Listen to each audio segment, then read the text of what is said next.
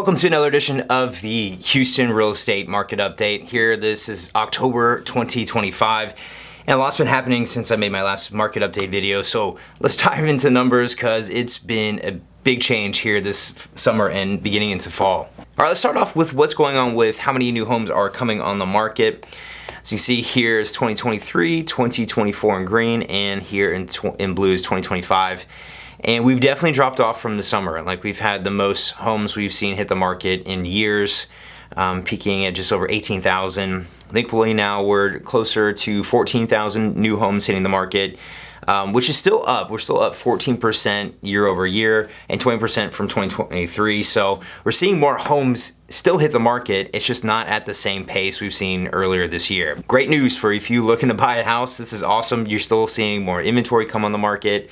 And we'll see what's happening in pricing here in just a little bit, but more inventory is great news for you. If you are selling your house, unfortunately, we're seeing more inventory on the market, and therefore prices are starting to come down.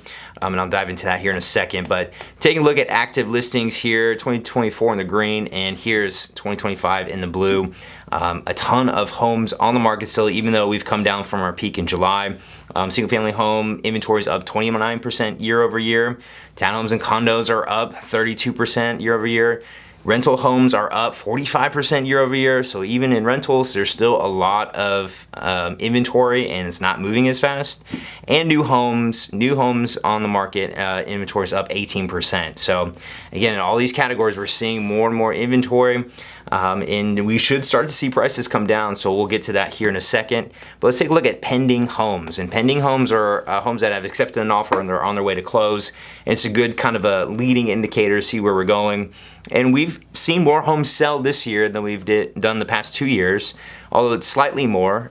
This year we're up, it says 11.2%, but that's unadjusted numbers here, or it's actually 3% from my unadjusted numbers. But pending homes are slightly up, so we should continue to see more home sales. And if we look at homes sold here in 2023, 2024, and here in 2025, we've been up here for most of the year. You know, again, selling more houses, but just hasn't kept up with the number of homes hitting the market, and that's why we've had so much home inventory. And home sales are up 5.3% year over year. And the average list price to sales price, that's the percentage. If you list your home for $400,000, 100% you'd get $400,000 for your home. On average, here this month, people are selling their home for 93% of their list price sales price, meaning on average, people are lowering their prices 7% to get their home sold. And so again, if you're selling your house right now, just realize that there's a lot of demand, not as much demand, and there's a lot of inventory, and so there's a lot of room for negotiations. So you may have to take a little bit less or consider moving to the summer. Hopefully next year things pick up a little bit more. But right now there's just so much inventory in the market that it's just a lot of negotiations going on. The good news is that if you do sell your house, you most likely will have some room for negotiation on your new home. Obviously no guarantee, but it tends to work that way most of the time. All right, so let's look at the average sales price with home inventory. You think it would come down, but you just never know here in our market. 2023 right here in red, 2024 in green, and here is 2025 in blue. You see we peaked here at 450 in June, and we've kind of gone back and forth a little bit with last year. But for the most part, we've been, 420 to 440 right here. And so prices have come down again a little bit, but we're still up 2% year over year. A lot of that's due to the increase in luxury home sales. So it's a little bit, thrown off there, but still prices are still high. And hopefully with interest rates coming down, that should help with affordability. Maybe prices come down a little bit. So kind of looking at year over year changes, single family home sales are up 5%. Average sales price is up 2%. Total active listings are up almost 25%. That's townhomes, condos, single family homes, everything on the market.